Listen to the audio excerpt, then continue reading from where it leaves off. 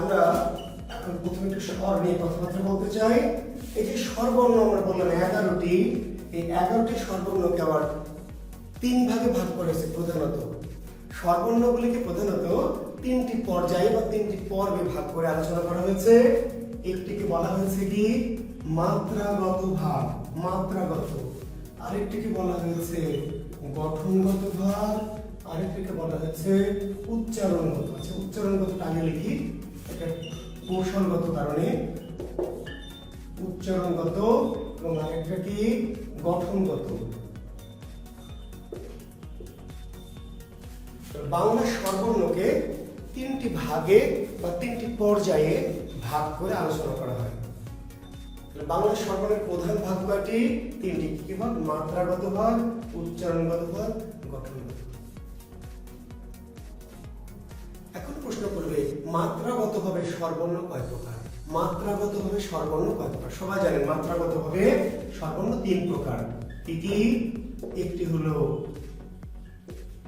পূর্ণমাত্রা, একটি হলো অর্ধমাত্রা, আরেকটি হলো মাত্রাহীন। মাত্রার ভিত্তিতে বা মাত্রাগতভাবে বা মাত্রা অনুসারে, দেখেন প্রশ্নটা মডারেট করছে, একই প্রশ্ন কিন্তু কি পরীক্ষকের কাছে একটা জিনিসকে একটুখানি এদিক ওদিক করে পেঁচানো। এবার মাত্রাগতভাবে বা মাত্রার ভিত্তিতে বা মাত্রা অনুসারে বা মাত্রার উপর ভিত্তি করে স্বরবর্ণ কয় প্রকার? তিন প্রকার। কি কি? পূর্ণমাত্রা, অর্ধমাত্রা, উচ্চারণগত ভাবে বা উচ্চারণের ভিত্তিতে বা উচ্চারণ অনুসারে স্বরবর্ণ কয় প্রকার? দুই প্রকার। কি কি? হ্রস্ব স্বর এবং দীর্ঘ স্বর। হ্রস্ব এবং দীর্ঘ। গঠনগত ভাবে বা গঠনের ভিত্তিতে বা গঠন অনুসারে স্বরবর্ণ কয় প্রকার? দুই প্রকার। কি কি? মৌলিক এবং যৌগিক।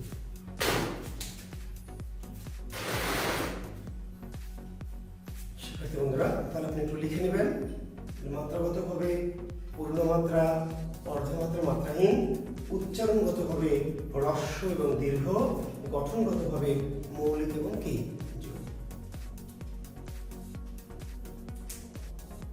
এখন পরীক্ষার প্রশ্নটাকে মডারেট করবে। কেন মডারেট করবে? যে মৌলিক যৌগিক এটি স্বরের কোন ধরনের শ্রেণীবিভাগ? মৌলিক যৌগিক এটি স্বরবর্ণের কোন ধরনের শ্রেণীবিভাগ? যদি বলে হ্রস্ব দীর্ঘ এটি স্বরের কোন ধরনের শ্রেণীবিভাগ? যদি বলে পূর্ণমাত্রা অর্থে মাত্রাগত, মাত্রাগত বোঝাই যাবে মাত্রা, তাই না? হ্রস্ব দীর্ঘ উচ্চারণের ভিত্তিতে, আর মৌলিক যৌগিক হচ্ছে গঠনের। এবার আমরা বর্ণগুলো একটু লিখে নিব। ওকে, আগে একটু লিখে নিই, তারপর আমার আলোচনা করতে সুবিধা হবে। আপনারাও পারলে আমার সাথে একটু লিখে ফেলবেন সবাই, ঠিক আছে? আচ্ছা, তাহলে আমরা এখন কিন্তু ওয়ানে আছি, বুঝতে পারলেন? ওয়ানে। এবং দেখেন যারা আপনার বিসিএস বা জবের পরীক্ষার্থী আছেন, ক্লাস অ্যাডমিশন যারা আছেন, ভালো করে শুনবেন কথাটি। দেখেন আপনি এমএ পাস করেছেন, বিসিএস পরীক্ষা দেবেন, কিন্তু আপনাকে বর্ণমালা স্বরবর্ণ পড়তে হবে। কেন পড়তে হবে? আসলে এই যে আপনি যখন উপর ক্লাসে পরীক্ষা দিবেন, প্রতিযোগিতামূলক পরীক্ষা দেবেন। আমরা কিন্তু এখানে ওই যে বললাম অনেক অ্যাডমিশন কমেন্ট করছেন, অ্যাডমিশন আমরা কি করবো? অ্যাডমিশন কিংবা বিসিএস যায় পরীক্ষাটার নাম কিন্তু প্রতিযোগিতামূলক পরীক্ষা। তো প্রতিযোগিতামূলক পরীক্ষা যেখানে, সেখানে কিন্তু আপনার নির্দিষ্ট কোনো সিলেবাস নাই।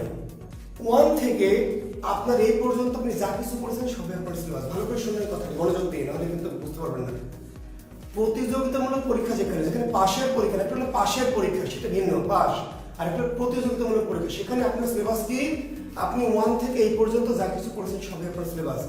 যদি তাই না হতো, দেখবেন আপনাদের আসবে যে সকালে উঠে আমি মনে মনে বলি সারাদিন আমি যেন ভালোভাবে চলি। এই কবিতা আমি সেটা কবি কে?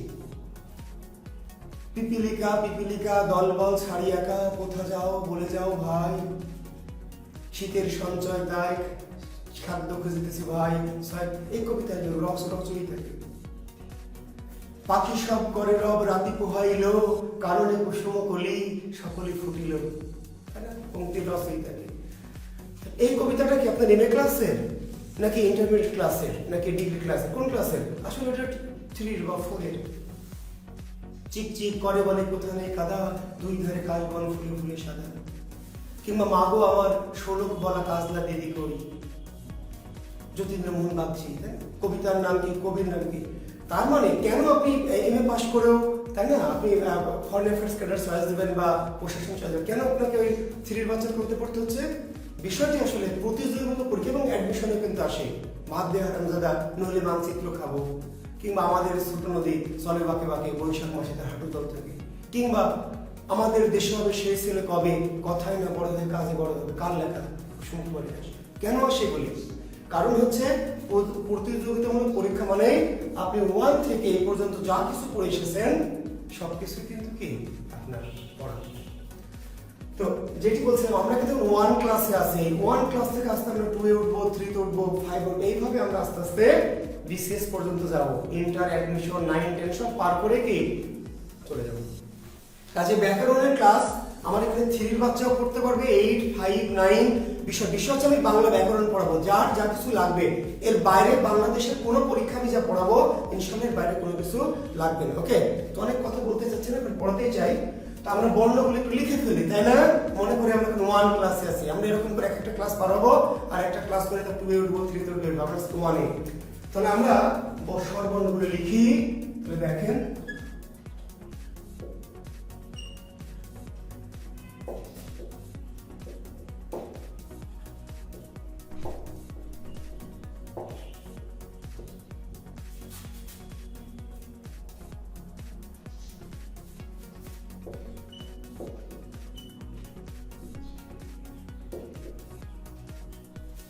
একটু দ্রুত আপনারা আমার সাথে একটু লিখে ফেলেন।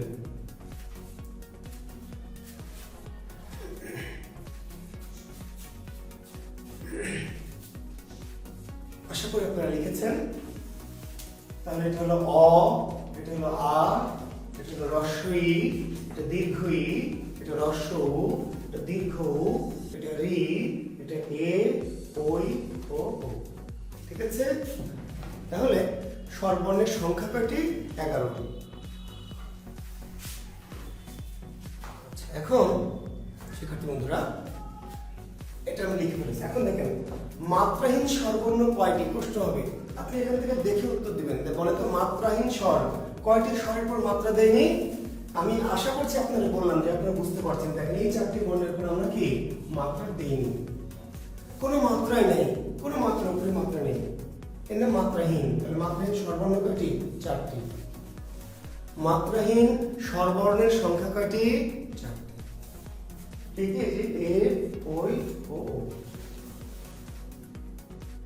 এখন যদি আপনি বলেন স্যার এর উপরে যদি মাত্রা দিয়ে দেয় পরীক্ষা, আপনি তো দিলেন না, পরীক্ষা যদি দেয় তাহলে এটা আর এ থাকবে না। পরীক্ষা যদি এর উপর মাত্রা দেয় তাহলে এটা আর এ থাকবে না, কারণ এর উপর মাত্রা দেওয়া যাবে। স্যার ও, আপনি তো মাত্রা দিলেন না, পরীক্ষা যদি মাত্রা দিয়ে দেয় তাহলে আমি কি মাত্রাহীন ধরবো না পূর্ণ মাত্রা ধরবো? পরীক্ষা যদি ও এর উপর মাত্রা দেয় তাহলে এটি আর ও থাকবে না, কোনোভাবে ও থাকবে না, কারণ ও এর উপর মাত্রা দেওয়া কি যাবে। এটা কি হয়ে যাবে জানেন তো? ও এর উপর মাত্রা দিলে ত প্লাস ত হয়ে যায়। এই এ এর উপর মাত্রা দিলে এটা কি হয়ে যায়? ত প্লাস কি, র বা র ফল। কাজে এই বর্ণগুলির উপর এ, ওই, ও, ও এদের উপরে মাত্রা দেওয়া যাবে না, কোনোভাবে কোনো জায়গায় মাত্রা দেবে, এদের নাম মাত্রাহীন। তাহলে মাত্রাহীন স্বরবর্ণ 4টি। অর্ধমাত্রার স্বরবর্ণ কয়টি? অর্ধমাত্রার স্বরবর্ণ 1টি। সেট অর্ধমাত্রার স্বরবর্ণ 1টি। কোনটি? এই যে অর্ধমাত্রার স্বরবর্ণ হচ্ছে রি। কেন অর্ধমাত্রা? দেখেন, রি এর উপরে কোনো মাত্রা নেই, মাত্রাটা কোথায় আছে? পিছে। অর্থাৎ বর্ণ যেখানে শেষ, বুঝতে পেরেছেন? রি বর্ণটা কিন্তু এই যে শেষ, রি লেখা শেষ, কিন্তু এই পিছন থেকে একটু টান দিতে হবে। অর্থাৎ বর্ণের পিছনে যদি মাত্রা দেওয়া হয়, এ, ওই, ও এর কোথাও না, সামনে পিছনে কোথাও মাত্রা দেওয়া যাবে না, মাত্রাহীন। আর রি এর মাত্রাটা কোথায়? উপরে না, কোথায়? বর্ণের শেষ পিছন থেকে, অর্ধমাত্রা। তাহলে অর্ধমাত্রার স্বরবর্ণ 1টি। পূর্ণ মাত্রার স্বরবর্ণ কয়টি? বাকিগুলি 4টি অর্ধমাত্রা, 4টি মাত্রাহীন, 1টি অর্ধমাত্রা এবং বাকিগুলি পূর্ণ মাত্রা। কয়টি পূর্ণ মাত্রার সংখ্যা? 6টি। তাহলে পূর্ণমাত্রা স্বরবর্ণের সংখ্যা হচ্ছে 6টি।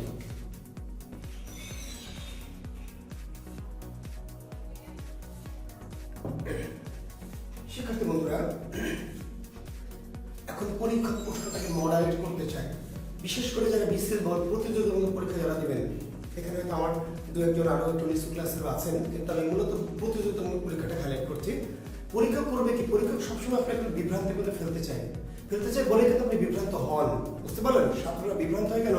পরীক্ষকের কাজ কিন্তু বা মডারেশন বোর্ড থাকে আমাদের, পিএসসি মডারেশন বোর্ড আছে, জানেন তো? আমাদের শিক্ষা বোর্ডগুলি মডারেশন বোর্ড থাকে। এরা করে কি, বিভিন্ন শিক্ষকরা প্রশ্ন পাঠায় আর ওরা বসে বসে প্রশ্নটাকে মডারেট করে, একটু এলোমেলো করে, একটু ভিন্ন রকম করতে চায়। এখন পরীক্ষা বলছে কি যে কততম স্বরবর্ণ অর্ধমাত্রা। এখন ছাত্র কিন্তু এটা হুট করে বুঝতে পারছে না, বা কোনো বইয়ে তথ্যটা দেওয়া নাই। তবে গদ্যতা বই পড়লে কিন্তু সব তথ্য পাবেন না। কখন পাবেন? যখন পরীক্ষা আসবে তারপরে। তো কততম স্বরবর্ণ অর্ধমাত্রা, তাহলে কততম স্বরবর্ণ দেখেন, রি কততম, সপ্তম। কততম স্বরবর্ণ অর্ধমাত্রা, তাহলে সপ্তম স্বরবর্ণ অর্ধমাত্রা, সপ্তম। যদি বলে কততম স্বরবর্ণ মাত্রাহীন, তাহলে অষ্টম থেকে একাদশ, অষ্টম থেকে একাদশ স্বরবর্ণ হচ্ছে মাত্রাহীন। কততম স্বরবর্ণ পূর্ণমাত্রা, তাহলে প্রথম থেকে ষষ্ঠ, তাহলে প্রথম থেকে ষষ্ঠ 6টি পূর্ণমাত্রা, সপ্তম স্বরবর্ণ হচ্ছে অর্ধমাত্রা, আর শেষ 4টি অষ্টম থেকে একাদশ হচ্ছে কি মাত্রাহীন। ক্লিয়ার? আর নিচের কোনটি মাত্রাহীন, নিচের কোনটি মাত্রাহীন, কোনটি অর্ধমাত্রা, তখন আপনাকে মনে রাখার দরকার নেই। দেখেন কত মজার বিষয়, কত শিক্ষার্থী আছে মুখস্থ করে এও মাত্রাহীন, কোনটি মাত্রাহীন আপনাকে মুখস্থ করতে হবে না ভাই, কারণ পরীক্ষক যখন বলবে নিচের কোনটি মাত্রাহীন, আপনি অপশন দেখবেন, তাহলে মাত্রাহীনের উপর মাত্রা দেওয়া নাই, কোনটি পূর্ণ মাত্রা, তাহলে তার মানে 4টি যে অপশন থাকবে, আপনি যদি খোঁজেন এখানে যে কোনটির উপর মাত্রা আছে, কোনটির উপরে নাই, কোনটির অর্ধেক, তাহলে নিচের কোনটি মাত্রাহীন, কোনটি অর্ধমাত্রা, কোনটি পূর্ণ মাত্রা, এটাকে আপনাকে মনে রাখতে হবে। আপনি সংখ্যা করবেন কয়টি, কিন্তু কোনটি দেখে উত্তর দেন, কোনটি মাত্রাহীন, যার কোনো মাত্রা নেই, কোনটি অর্ধমাত্রা, যার উপর পিছনে একটু মাত্রা, কোনটি পূর্ণ মাত্রা, যার উপর পুরো কেন, কোনটি, এটি আপনার মনে রাখতে হবে। আপনার মধ্যে কয়টি। ক্লিয়ার? আমি আশা করি আপনাদের বোঝাতে পারলাম। আচ্ছা, এখন আমরা চলে যাচ্ছি উচ্চারণগতভাবে বা উচ্চারণের ভিত্তিতে বা উচ্চারণ অনুসারে স্বরবর্ণ 2 প্রকার, হ্রস্ব এবং কি দীর্ঘ। ঠিক আছে, হ্রস্ব এবং হ্রস্ব শব্দের অর্থ কি শিক্ষার্থী বন্ধুরা? হ্রস্ব শব্দের অর্থ ছোট বা অল্প বা কম।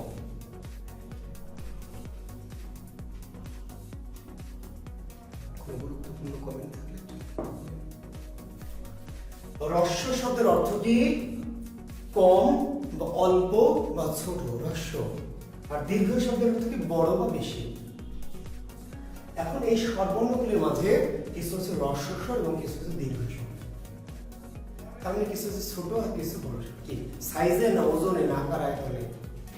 ছোট বড় কিসে? স্বরগুলো ওজন না আয়তন? উচ্চারণ। তার মানে শিক্ষার্থীর মধ্যে 11টি স্বরের মধ্যে কিছু স্বর আছে ছোট, কিছু স্বর বড়। উচ্চারণের দিক থেকে কিছু স্বরকে টেনে উচ্চারণ করতে হবে, টেনে, আর কিছু স্বরকে কি দ্রুত উচ্চারণ করতে হবে। যে স্বর দ্রুত উচ্চারিত হয় বা যে স্বর উচ্চারণে স্বল্প সময় লাগে, চাইলে লিখতে পারবেন, যে স্বর দ্রুত উচ্চারিত হয় অর্থাৎ উচ্চারণে অল্প সময় লাগে, তার মানে হ্রস্ব স্বর। যারা লিখতে চান একটু লিখে ফেলেন, অনেকে আছেন যে লিখতে পছন্দ করেন। যে স্বর উচ্চারণে, যে স্বর দ্রুত উচ্চারিত হয়, যে স্বর দ্রুত উচ্চারিত হয় অর্থাৎ অল্প উচ্চারণে অল্প সময় লাগে।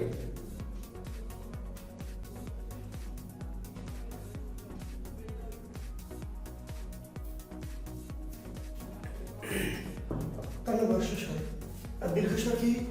যে স্বর কি একটু, যে স্বর উচ্চারণে বেশি সময় লাগে অর্থাৎ টেনে উচ্চারণ করতে হয়। যে স্বর উচ্চারণে বেশি সময় লাগে অর্থাৎ কি করতে হয়? একটু টেনে, বা কোনো বেলা বিশ্লিষ্ট ভঙ্গিতে। বিশ্লিষ্ট ভঙ্গি মানে একটু টেনে রেখে।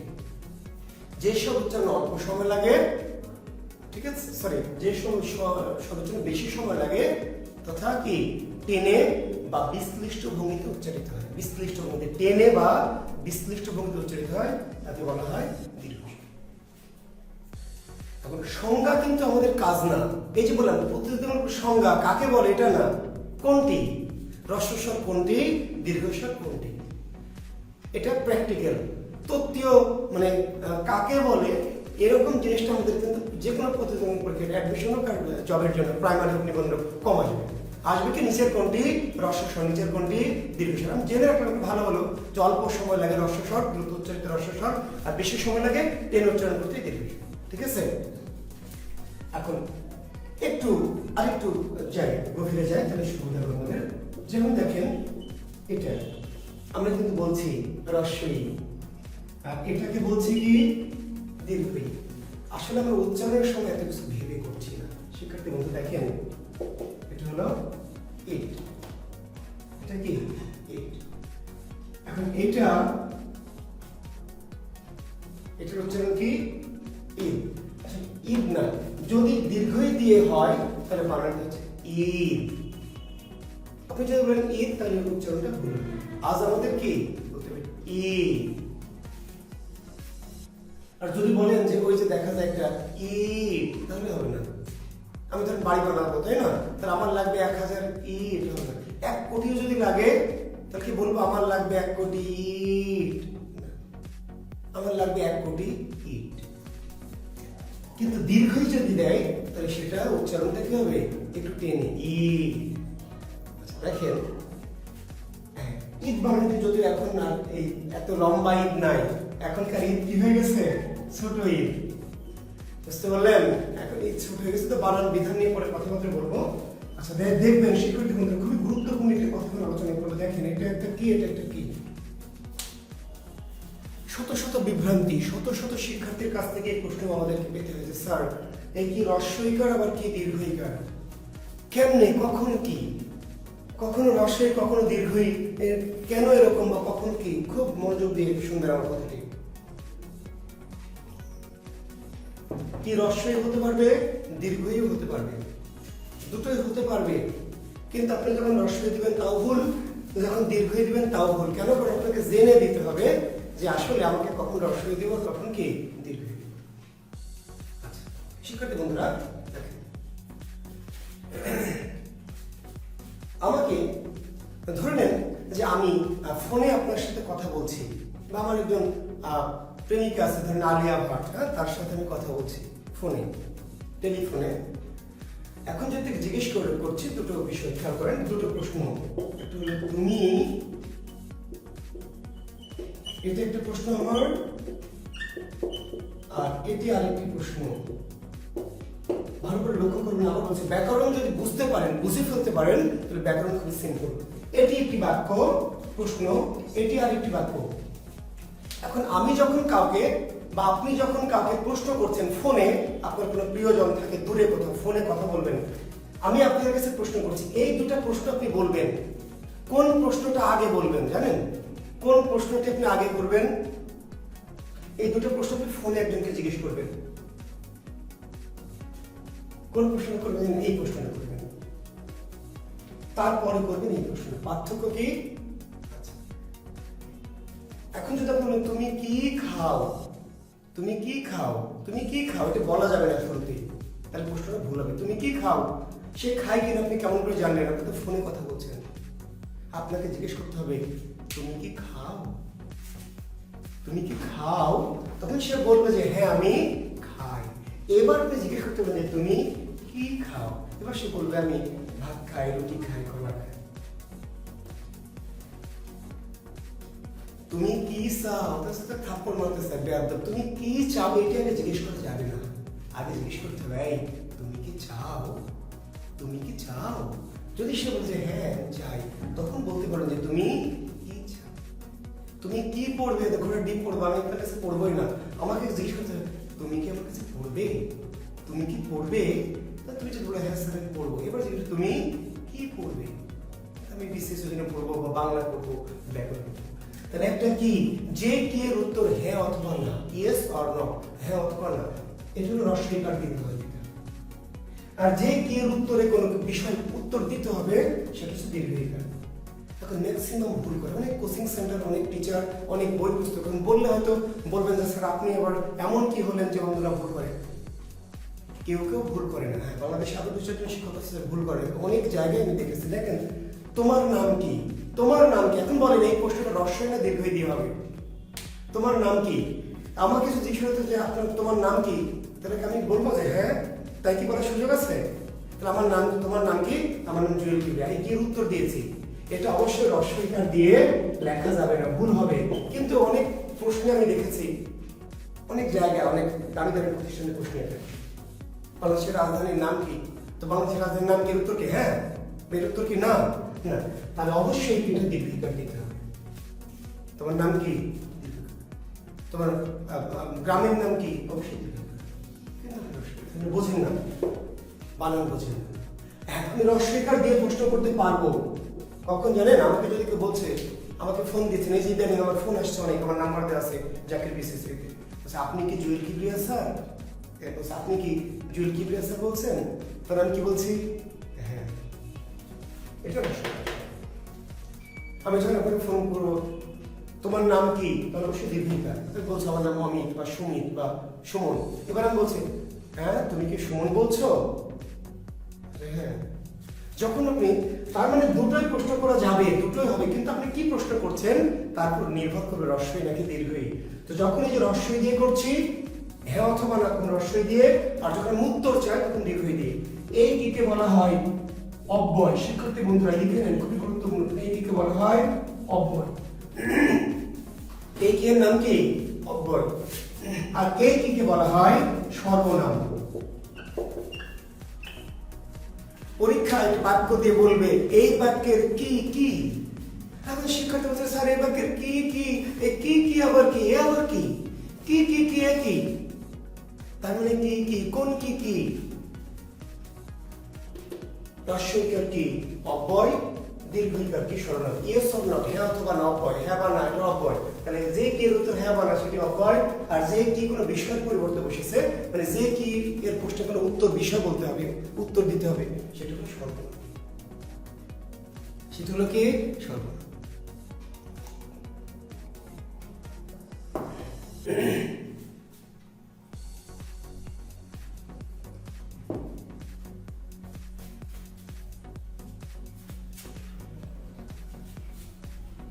আবার দেখেন, বলছে কি দারুণ তুমি,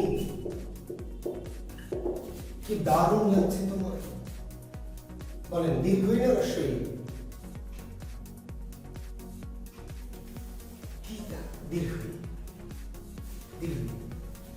তাহলে এটি অব্যয় না সর্বনাম? এই কিটা অব্যয় না সর্বনাম? শিক্ষার্থী বন্ধুরা কি দারুণ, কি সুন্দর এই পৃথিবী, কি অপূর্ব খোদারের সৃষ্টি, কি বিশ্রী চেহারা, কি বেয়াদব লোক। অব্যয় না সর্বনাম? অব্যয় না সর্বনাম না, এটির নাম হচ্ছে বিশেষণ। বিশেষণ কেন? বিশেষণ কেন? দীর্ঘইকার কি আছে? আমি প্রশ্ন করি নাই, ভালো করে শুনবেন। তাহলে প্রশ্ন যদি না করি, প্রশ্ন করিনি, অনুভব প্রকাশ করেছি, অনুভূতি প্রকাশ করেছি, আবেগ প্রকাশ করেছি, তাহলে অবশ্যই কি দীর্ঘইকার দিতে হবে। এবং এই কি অব্যয় হবে না, সর্বনাম হবে না, কি হবে? বিশেষণ। বিশেষণ। তাহলে কি যদি প্রশ্ন করে রস্বইকার দিয়ে তাহলে অব্যয়, কি যদি দীর্ঘইকার দিয়ে প্রশ্ন করে তাহলে সর্বনাম। কিন্তু কি প্রশ্ন করেনি, কি কি করেছে? অনুভব প্রকাশ করেছে, অনুভূতি প্রকাশ করেছে, আবেগ ইমোশন প্রকাশ করেছে, তাহলে সেই কি অবশ্যই বিশেষণ। এবং বিস্ময়সূচক বাক্যের যে কি, দেখেন বিস্ময়সূচক বাক্যের কি সর্বদা দীর্ঘইকার হয়। তাহলে আপনি বাক্য শুদ্ধিতে যখন যাবেন, বাক্য রূপান্তরে যাবেন, অনেক সময় এই ছোটখাটো ভুল আপনি বোঝেন না, বোঝেন না বলে আপনার মাথায় এলোমেলো হয়ে থাকে, স্যার উত্তর এরকম ভুল হচ্ছে, পারছি না। তাহলে আমি তিনটা কি ক্লিয়ার করতে পেরেছি আপনাদের কাছে? প্রশ্ন যদি করি রস্বইকার দিয়ে তাহলে অব্যয়, প্রশ্ন যদি দীর্ঘইকার দিয়ে করি তাহলে সর্বনাম। আর আমি প্রশ্ন করি না, আবেগ প্রকাশ করবো, কি দেখি কি যে ভালো লাগছে, কি যে ভালো লাগছে আজকে, কি অপূর্ব, কি দারুণ, কি সুন্দর, কি বিশ্রী, কি ভীষণ ভয়ঙ্কর। বিশেষ নিচের একটা বাক্য দিয়ে বলে এই বাক্যের কি কি, এই বাক্যের কি কি, তাহলে কি অব্যয় হতে পারে, কি সর্বনাম হতে পারে, কি বিশেষ হতে পারে। তাহলে আপনারা আশা করছি এরপর থেকে উত্তর দিতে পারবেন। তো আমি এই আলোচনায় কিন্তু আবার যাব, আমি যখন পদ প্রকরণ পড়াবো আপনাদের, যেটা আধুনিক নাম হচ্ছে ব্যাকরণিক শব্দ শ্রেণী। পদ প্রকরণ এখন অবশ্য বিশেষ পদ প্রকরণেই আমরা পড়ি। ইন্টারের নতুন সিলেবাস হয়েছে ব্যাকরণ শব্দ, যাই বলি বিশেষ্য বিশেষণ সর্বনাম অব্যয় ক্রিয়া, সেগুলো আমি আবার আসবো, আমাদের দেখবেন। আমি আছি কোথায়, হ্রস্ব এবং দীর্ঘ, হ্রস্ব এবং কি দীর্ঘ। এই যে বলছিলাম যে জায়গাটায় যেখান থেকে এত কথা বললাম, তার মানে যখন ধরেন এটি আমি প্রশ্ন, হ্যাঁ, বা আমি যখন এইটা প্রশ্ন করব তখন কিন্তু আপনি তুমি কি খাও এটি বলতে পারবে না। তুমি কি খাও এটি বললে কিন্তু প্রশ্নটা ভুল হবে। তার মানে এই যে তুমি কি খাও, এই কিটাকে কোনোভাবে টানা যাবে না, একদমই না, দ্রুত তুমি কি খাও, তুমি কিটাকে কেমন করে শেষ করতে হবে, অত্যন্ত শর্টলি। তুমি কি খাও হলো না, তুমি কি খাও নো, তুমি কি খাও, এখানে কি টানবে, এটা টানা যাবে না, টানলে ভুল হয়ে যাবে। তুমি কি খাও, হ্যাঁ আমি খাই। তুমি কি যাবে হবে না, তুমি কি যাবে, তুমি কি, অর্থাৎ কিটাকে দ্রুত তাড়াতাড়ি শেষ করে করতে হবে। আর যখন আমি এরকম করে দিব, এবার আপনি অনেকক্ষণ ধরে টানবেন, তুমি কি খাও, কোনো সমস্যা, তুমি কি খাও, তুমি কি পড়ো, বাংলা। যখন আমি রস্বইকার দিব তখন আর তুমি কি পড়ো না, তুমি কি পড়ো, তুমি কি পড়ো, তুমি কি দেখবে। আর যখন দীর্ঘইকার দিব, তুমি কি দেখবে। ক্লিয়ার? তাহলে যে এখন দেখেন ক, এইটা আর এইটা, কয়ের উচ্চারণে কি কোনো পার্থক্য আছে শিক্ষার্থী বন্ধুরা? কয়ের উচ্চারণে কি কোনো পার্থক্য আছে না? কত কই, কত একই উচ্চারণ। তাহলে এই যে উচ্চারণের পার্থক্য কেন হচ্ছে বলেন তো দুইটা বানানের মধ্যে? কয়ের জন্য নিশ্চয় না, কয়ের উচ্চারণ তো একটাই। তাহলে এটা হচ্ছে হ্রস্ব আর এটা কি দীর্ঘ। অর্থাৎ হ্রস্ব যেখানে থাকবে সেখানে দ্রুত উচ্চারণ করতে হবে, আর যেখানে দীর্ঘ সেখানে কি করতে হবে, একটু টানতে হবে। তাহলে আমরা কিন্তু বলি এটার নাম হ্রস্বস্বর, হ্রস্বই, আর এটার নাম দীর্ঘই। আসলে এটা হ্রস্বস্বর, এটা কি দীর্ঘস্বর। এখন আমাকে জানতে হবে হ্রস্বস্বর বা দীর্ঘস্বর এই দুটাই না, আরো আছে 11টি বর্ণের মধ্যে আছে। কারা কারা, কোনগুলি হ্রস্ব? হ্রস্বস্বরের সংখ্যা 4টি। লেখেন, হ্রস্বস্বরের সংখ্যা কয়টি? 4টি। বাংলা বর্ণমালায় হ্রস্বস্বরের সংখ্যা 4টি।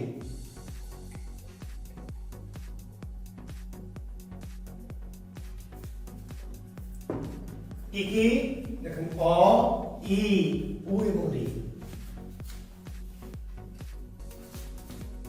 অ, ই, উ, ঋ। অ আপনি টানতে পারবেন না, অজানা, অজানা, অচেনা, অদেখা।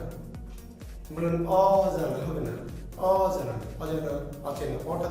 কিন্তু আমায়, আটাকে একটু আপনি টানতে পারবেন। হ্রস্বস্বরের সংখ্যা 4টি। অ, ই, উ, ঋ। অ, ই, উ, ঋ।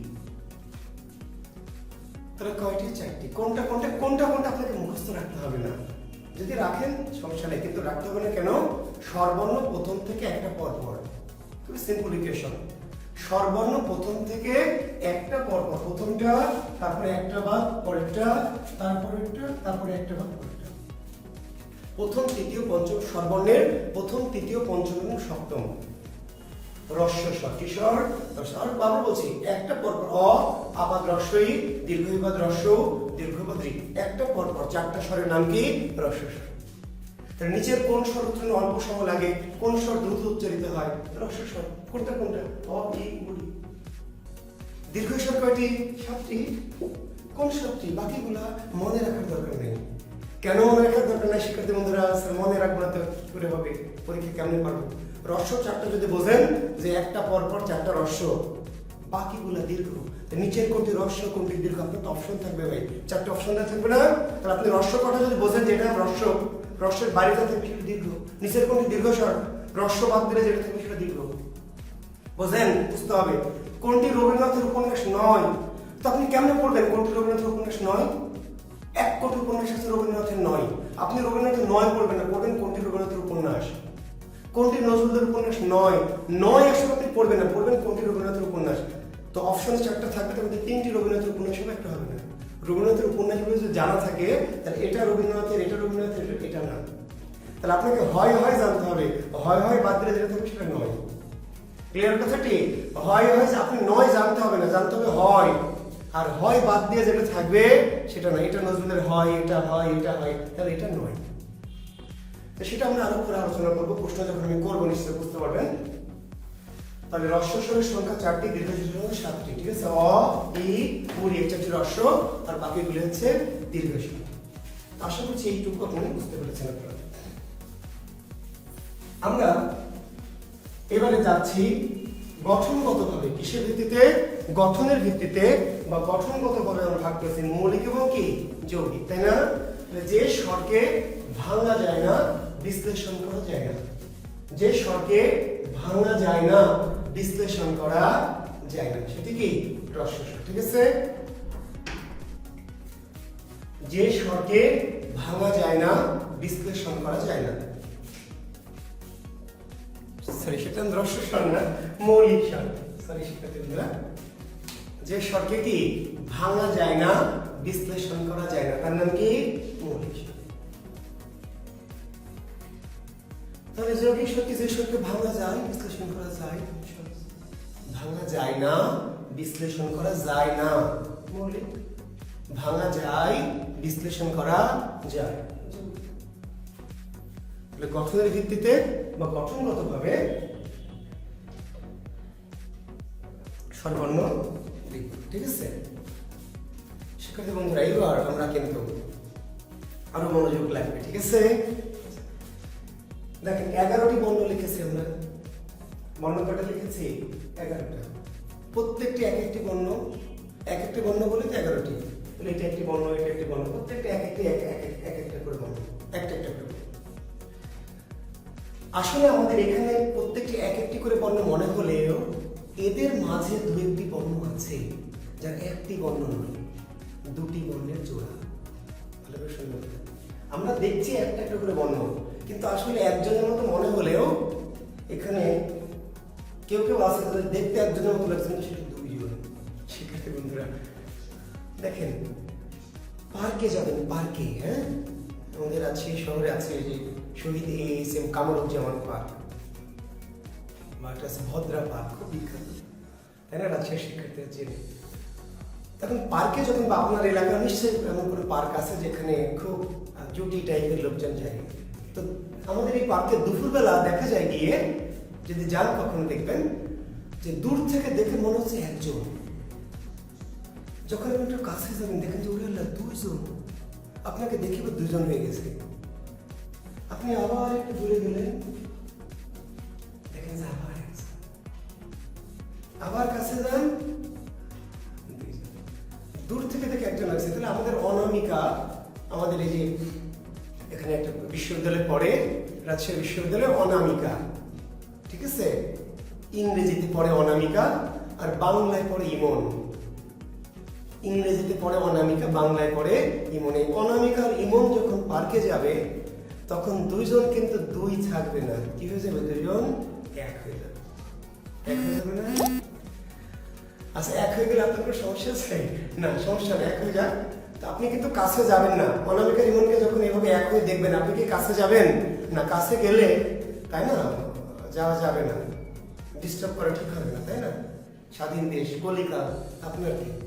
আপনি দূর থেকে দেখে বলবেন যে ওই, কি বলবেন জানেন? ওই ওই। কাছে না গিয়ে যখনই জুটি দেখবেন খুবই এক হয়ে গেছে, দূর থেকে দেখ বলবেন ওই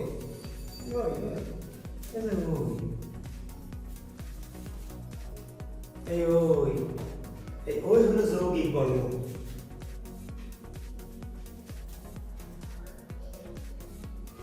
যৌগিক ওই, আসলে ওই নামক কোনো বর্ণ বাংলা বর্ণমালায় নাই, ওই নামক কোনো বর্ণ বাংলা বর্ণমালায় নাই। এই যে অ আর এই যে ই, অ আর ই, অনামিকা আর কি ইমন যখন পার্কে গেছে তখন দুজন মিলে কি হয়েছে? ওই ওই। তাহলে পরীক্ষায় প্রশ্ন হবে ওই এর বিশ্লেষণ কি? ওই এর বিশ্লেষণ কি?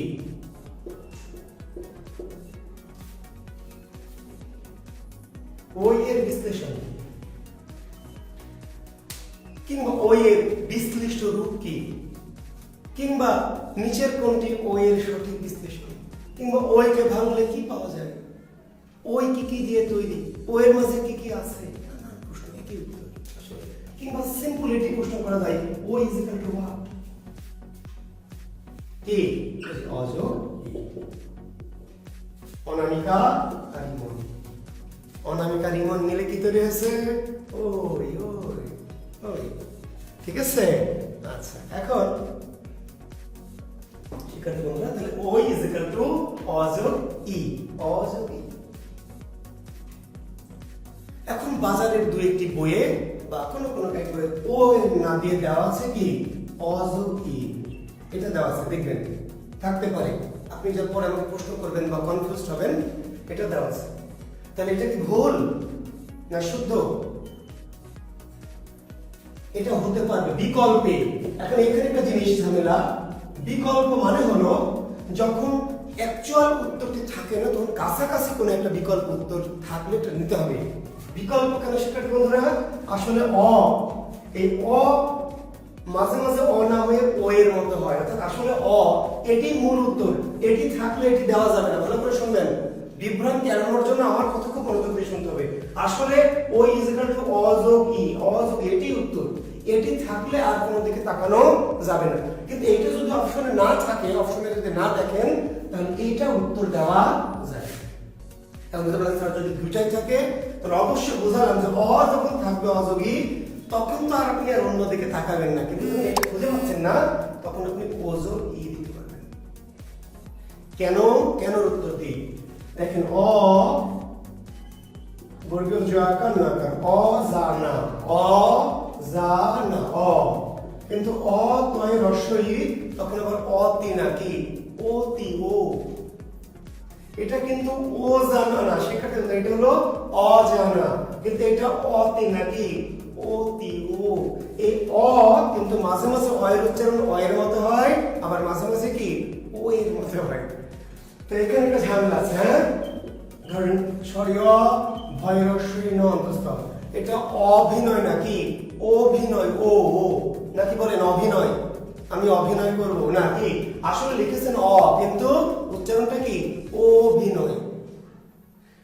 তাই বলে আবার তাই না, ধরেন শব্দটি হলো অবিশ্বাস, তখন আবার বলেন না যে অবিশ্বাস, আমি তোমাকে অবিশ্বাস করি, তখন কি বলবেন অবিশ্বাস, কি বলবেন তার মানে এই বর্ণটি কখনো এর মতো উচ্চারণ হয় আবার কখনো ও এর মতো হয়, ফলে এটা অযোগী, এটা এর পরিবর্তে ওটাকেও কি বিকল্পে ধরে নেওয়া যায়, বিকল্পে। কিন্তু থাকলে আর বিকল্প আমি নিব না, ক্লিয়ার?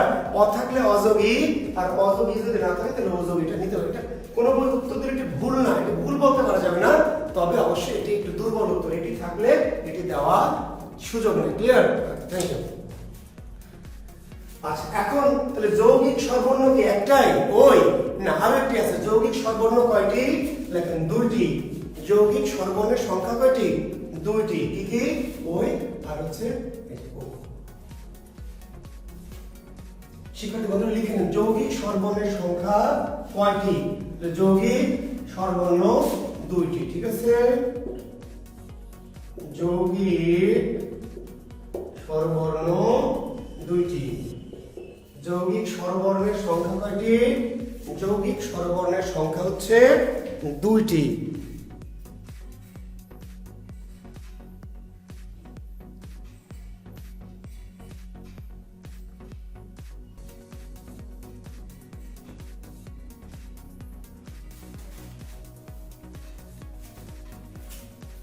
যৌগিক স্বরবর্ণের সংখ্যা দুইটি। কি কি? ও আর ও। আচ্ছা এখন দেখেন শিক্ষার্থী বন্ধুরা, এখন হয়েছে আমাদের অনামিকা, তাই না? রাজশাহী বিশ্ববিদ্যালয় ইংরেজি পড়ুয়া যে অনামিকা, সেই অনামিকা ইমনের সাথে এরাকে পার্কে গেল, আপনি দূর থেকে দেখে, কাছে তো জাননি, নিষেধ করেছিল কাছে ডিস্টার্ব করবেন না, দূর থেকে দেখে বলতে পারেন যে ওই। এখন আপনি দেখলেন অনামিকা ইমনের সাথে, পরের দিন দেখেন অনামিকা কার সাথে? সোহেলের সাথে, একইভাবে যুক্ত হয়ে। তারপরে আবার দেখেন কি একই অনামিকা আকাশের সাথে, পরের দিন দেখেন অনামিকা জুয়েলের সাথে, তারপরের দিন দেখলেন অনামিকা উত্তমের সাথে, তারপর দিন হৃদয়ের সাথে, পরের দিন আকাশের সাথে।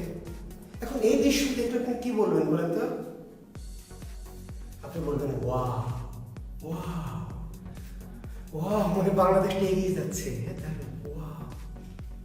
একটা অনামিকা ইমনের সাথে থাকলে আমরা কিছুই বললাম না, যে হতে পারে কলিকাল আধুনিক যুগ, মেয়ে প্রেম করে, একটা ছেলে প্রেম করে, পার্কে গেছে, জড়িয়ে ধরেছে, কি করা যাবে? আমাদের কিছু একই অনামিকা একদিন ইমনের সাথে, একদিন উত্তমের সাথে, একদিন আকাশের সাথে, একদিন সৈয়দের সাথে, একদিন জুয়েলের সাথে একই দৃশ্যে অভিনয় যদি এই অবস্থায় দেখি আমরা, তাহলে আমাদের অনুভূতিটা কেমন হবে? ওয়াও ওয়াও ওয়াও, এটা হলো ওয়াও। ও, এটা ইজ ইকুয়াল টু কি? অজ উ, মানে উত্তম। অনামিকা কার সাথে? উত্তমের সাথে। একই অনামিকা ইমনের সাথে ছিল, তাহলে আমরা বলছিলাম ওই, এই অনামিকাকে পরের দিন আমরা বলি একই রকম ভাবে দেখছে উত্তমের সাথে, তখন আমাদের আর ওই না, আমাদের অনুভূতিটা ওয়াও। তাহলে ওয়াও ইজ ইকুয়াল টু অজ উ, অজ উ।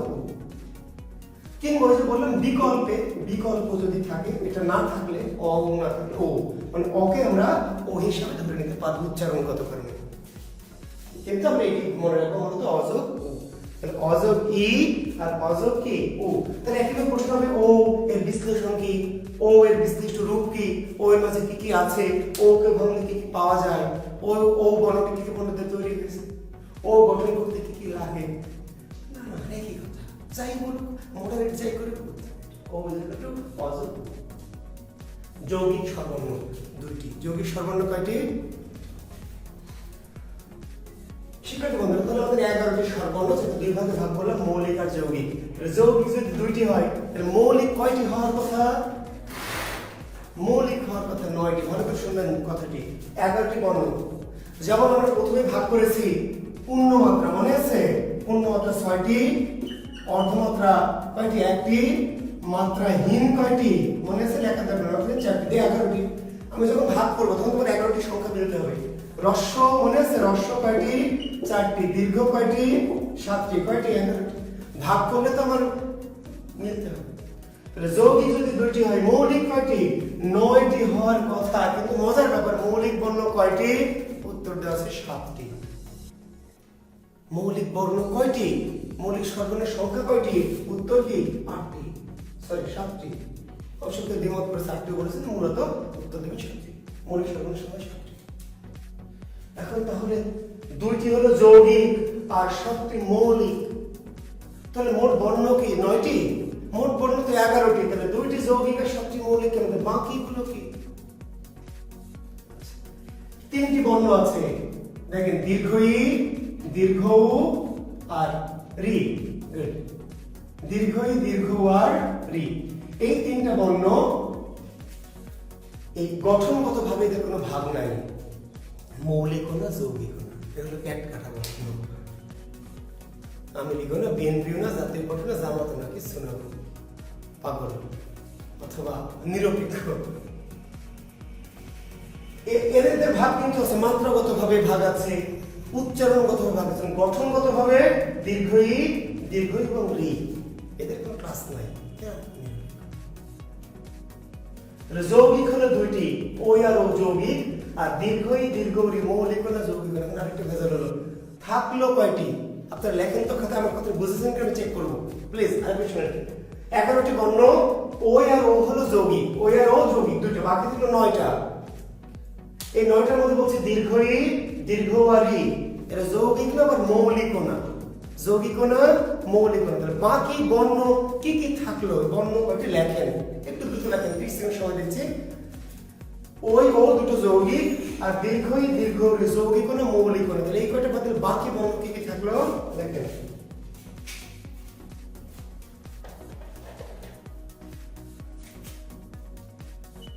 দেখেন বাকি বর্ণ থাকলো অ, আ, ই, উ, এ এবং ও। অ, আ, ই, উ, এ, ও, তাই না? অ, আ, ই, উ, এ এবং ও, এটসেট্রা।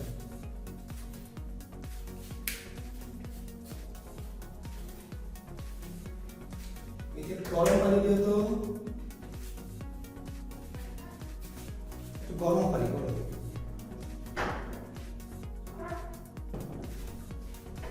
এই 6টি তো মৌলিক সর্বর্ণ, যে বলছি 7টি মৌলিক সর্বর্ণ কয়টি বলেছি? 7টি, কিন্তু দুইটি যৌগিক বাদ দিই, আর এই 3টাকে যদি মৌলিকের মধ্যে না ধরতে পারি, মৌলিক না যৌগিক না, তাহলে বাকি হলো ছয়টি, মৌলিক সংখ্যা ছয়টি না সাতটি কেন?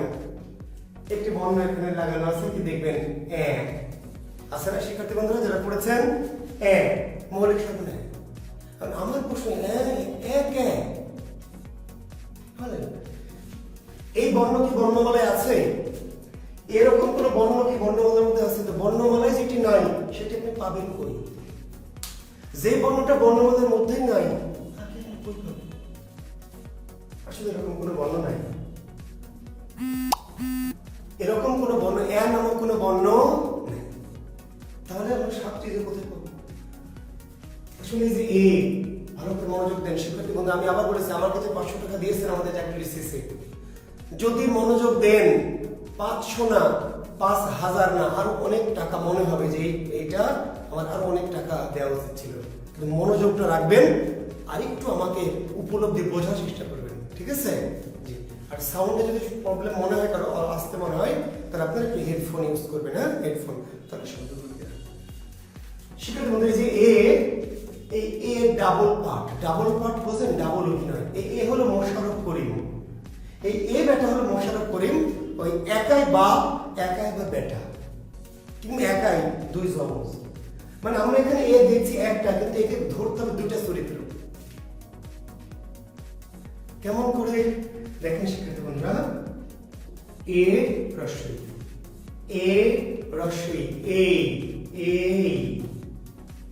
কিন্তু এটা ধর এক না, কিন্তু কি নাকি 1 2 3। তাহলে এটা এটা আসলে এটা না, এটা হলো এটা কি এটা চেহারাটা কিন্তু অভিনয়টা কি এটা আসলে না, এটা আরেকটু দেখেন, দয়াকারী কি দে না দেয়, ভাত দে না ভাত দেয় হারামজাদা, ভাত দেয় হারামজাদা মানে ভাত দেয় না, ভাত কি দে দয়াকারে দে। কিন্তু দয়াকার ক্ষয়াকার এবার কি দেখা, তোমার সাথে আমার দেখা হবে না, দে না না, এবার এটা হয়ে গেছে একই আবার কি ময়কারে কি বলেন তো শিক্ষার্থী বন্ধুরা? ময়কারে কি মে না মে? আমার জন্ম কি মে মাসে না মে মাসে? মে মাসে নিশ্চয় না, মে মাসে। মে ময়কার লয়াকার, তখন মেলা। চলো মেলা দেখে আসি। মেলা দেখবো, মেলা না মেলা দেখবো? মেলা মে। তাহলে এটা কিন্তু নাকি তয়কারে কি বলেন তো? তয়কারে তে না তে কি তয়কারে তে না তয়কারে তে? তয়কারে তে কিন্তু তয়কার নয়াকার, তখন তে না নাকি তে না তে। শিক্ষার্থী বন্ধুরা, তার মানে আসলে এখন দেখেন আপনাকে যখন বলবে পরীক্ষায় যে নিচের কোন শব্দে ধ্বনি আছে, ভালো প্রশ্ন, নিচের কোন শব্দে ধ্বনি আছে বা কোনটি ধ্বনির উদাহরণ, তখন আপনি অপশনে খুঁজবেন ক খ গ। কোথায় নাই? বলছে স্যার উত্তরই তো নাই সাদা। নিচের কোন শব্দে ধ্বনি আছে, তো কোন শব্দে ধ্বনি আছে কই তো পাচ্ছি না। আসলে আপনি পাবেন না। নিচের কোন শব্দটিতে আছে আপনি 4টা না 40টা না 400 যদি অপশন থাকে তাও পাবেন না। আসলে আপনাকে কি খুঁজতে হবে? এর খুঁজতে হবে কোন আর কোন কি অর্থাৎ এর মাঝখান থেকে আপনাকে খুঁজে নিতে হবে। তার মানে এই কখনো মোশাররফ করিম, কখনো বা, আবার একই মোশাররফ করিম কখনো কি বেটা, একই চঞ্চল চৌধুরী, তাই না? কখনো দাদা কখনো নাতি, একই মানুষ, দুটি। এইটাকে আমরা এখন যদি আমি বলছি ধরেন 6টা মানে 7টা, কিন্তু বইয়ে যখন লিখবো তখন কি মানুষ মার দিবে না যে মৌলিক স্বর্ণকটি 7টি? কোনগুলা? এবার 6টা যে বইয়ে তো আমি বোঝাতে পারছি না, জন্য আমরা কি করি এর যে রূপ সেটা লিখে দিলাম। কিন্তু আসলে এটা লিখিত রূপ না, এটা উচ্চারিত রূপ। কিন্তু আমাকে লিখে দিতে হবে বইয়ে, কেন না হলে মানুষ 7টা বললাম আর লিখবো 6টা, তাহলে পাবলিক পিটানি দিবে। তাই 7টা মৌলিক স্বর কি? অ আ ই উ এ ও এবং কি এবার বুঝতে যায় 7টা, ঠিক আছে? আসলে এটা আমরা না লিখে এটাকে বলবো একবার আর এটাকে একবার বলবো কি ক্লিয়ার? মৌলিক স্বরবর্ণ কয়টি? 7টি। মৌলিক স্বর 7টি। আর দীর্ঘ ই, দীর্ঘ উ এরা কি? এরা মৌলিকও না, যৌগিকও না, এমনি বর্ণ। হ্যাঁ, ওদের ভাগ আছে, মাত্রার ভিত্তিতে ওরা আছে, ওরা উচ্চারণের ইয়ের ভিত্তিতে আছে, তাই না? উচ্চারণ গঠনের ভিত্তিতে দীর্ঘ ই, দীর্ঘ ই এরা না, এমনি বর্ণ। এখন এই মৌলিক স্বরবর্ণের সংখ্যা কয়টি? 7টি। শিক্ষার্থী বন্ধুরা, এখন একটি কথা শুনবেন এখানে।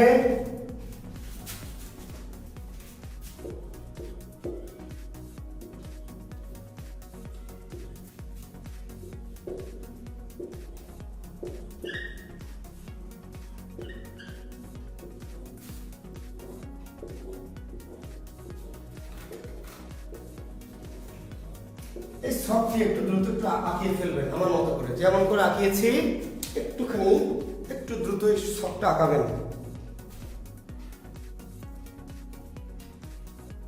আচ্ছা, নিচে দেখতে কি কষ্ট হচ্ছে? আমি কি একটু মুছে আবার লিখবো? নিচে মানে বোর্ডটা দেখা যাচ্ছে না। আচ্ছা, আমি একবার একটু লিখছি। নিচে আপনাদের দেখতে কষ্ট হচ্ছে মনে হয় না, ভিডিওর এটা নিচে দিতে যাচ্ছে না। আমি এটা ছোট করে লিখছি, ই এ এ উ ও অ।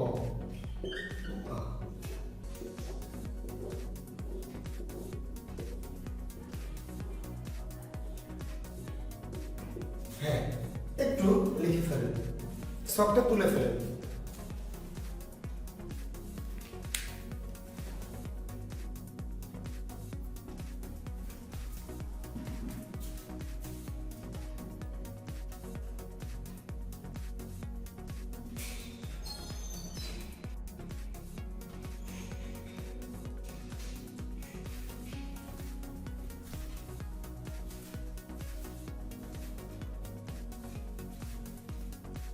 আচ্ছা, একজন একটু কমেন্ট করছেন স্যার এটা কি? আচ্ছা, হ্যাঁ, ভালো প্রশ্ন শিক্ষার্থী বন্ধু, আপনাকে ধন্যবাদ। আসলে এই যে আমরা লিখছি এটার রূপভেদ হচ্ছে কেউ এটা লিখছে, কেউ এইটা লিখছে। হ্যাঁ, ওকে। এখন আমি লিখতে স্বাচ্ছন্দ্য বোধ করি কেন? আপনি বোঝায় যে আসলে এটা লিখলে তো মনে হয় যে এটা আসলে আয়ের সাথে রিলেটেড। আসলে এটা আয়ের সাথে না, কার সাথে সম্পর্ক? এর সাথে। মানে এর উচ্চারণটা আসলে এর উচ্চারণ, ফলে আমি এর সাথে জফলা দিই লিখতে আমি মনে করি যে লিখলে ছাত্রদের কাছে বুঝতে সুবিধা যে আসলে কি এর একটা রূপভেদ এর। তবে এইভাবেও অনেকে লিখেছেন যে এখন তাহলে যখন বলে নিচের কোন শব্দে ধ্বনি আছে, এটা যদি বলে তাহলে আপনি কি অপশনে পাবেন না? তাহলে আপনি যে বললাম যে আসলে অপশনে থাকবে না।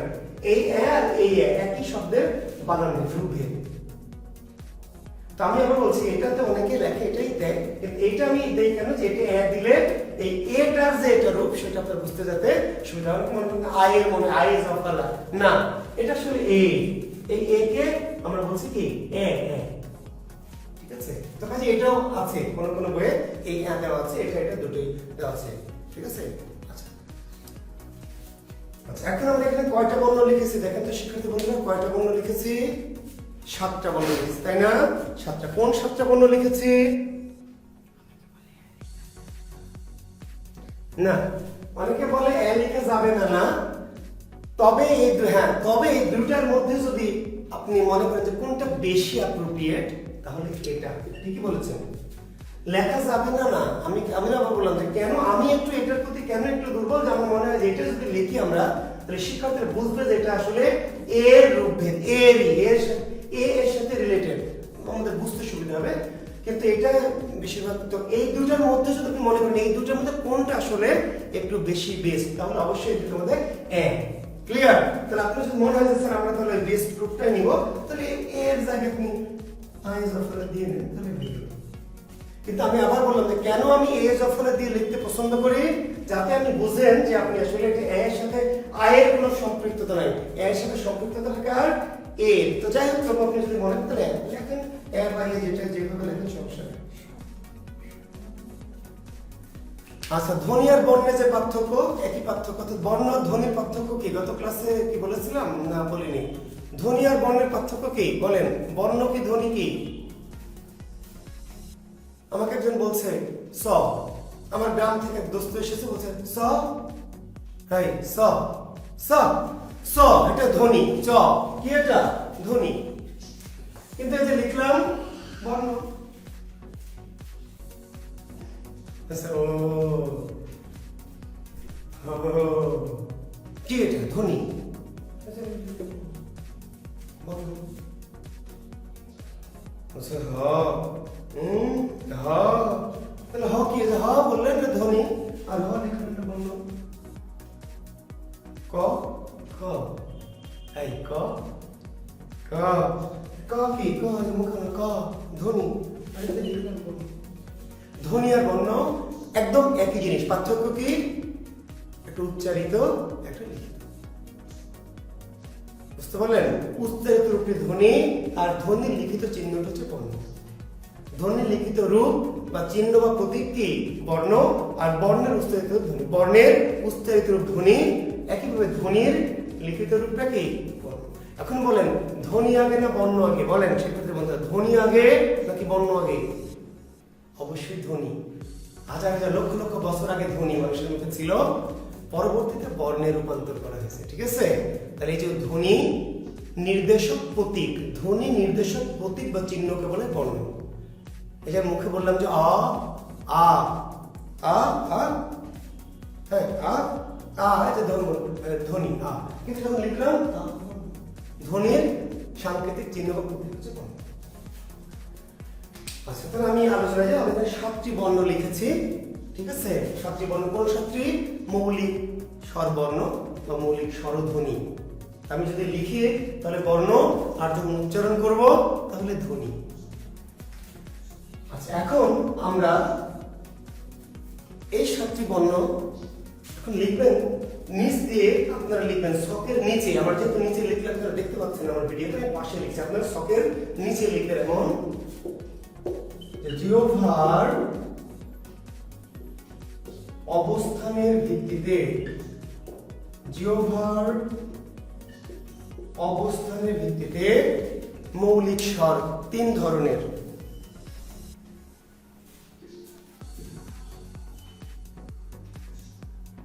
জিহ্বার অবস্থানের ভিত্তিতে মৌলিক স্বর, জিহ্বার অবস্থানের ভিত্তিতে মৌলিক স্বর কয় ধরনের? 3 ধরনের। 3 ধরনের। কি কি লেখেন? সম্মুখ লেখেন হলো কেন্দ্রীয়, আর লেখেন হলো পশ্চাৎ। সম্মুখ, কেন্দ্রীয়, পশ্চাৎ। জিহ্বার অবস্থানের ভিত্তিতে মৌলিক স্বর 3 ধরনের। কি কি সেটি? সম্মুখ, কেন্দ্রীয়, পশ্চাৎ। সম্মুখ, কেন্দ্রীয়, পশ্চাৎ।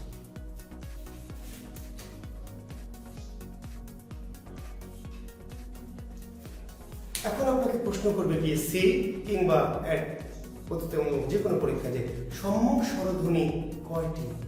সম্মুখ স্বরধ্বনি 3টি। সম্মুখ স্বরধ্বনি কয়টি?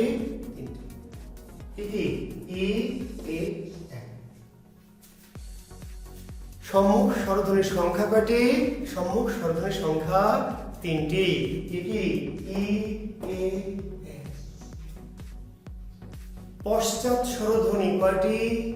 পশ্চাৎ স্বরধ্বনির সংখ্যা কয়টি? 3টি। কি কি? উ, ও, অ। উ, ও, অ। কেন্দ্রীয় স্বরধ্বনি কয়টি? 1টি। আ। কেন্দ্রীয় স্বরধ্বনি।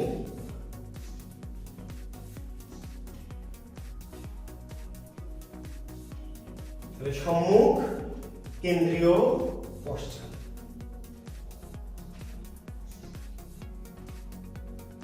কোনটি সম্মুখ স্বরধ্বনি? যদি প্রশ্ন করে নিচের কোনটি সম্মুখ স্বরধ্বনি? ই, এ, আই, 3টা যেটা থাকবে, অথবা 3টা থেকে সবগুলোই তাও হতে পারে। আচ্ছা, যদি বলে কোনটি সম্মুখ স্বরধ্বনি নয়, তাহলে নয় কেমনে জানবেন? কোনটি সম্মুখ স্বরধ্বনি নয়, সেটা নয় জানবেন, আপনি জানবেন হয়।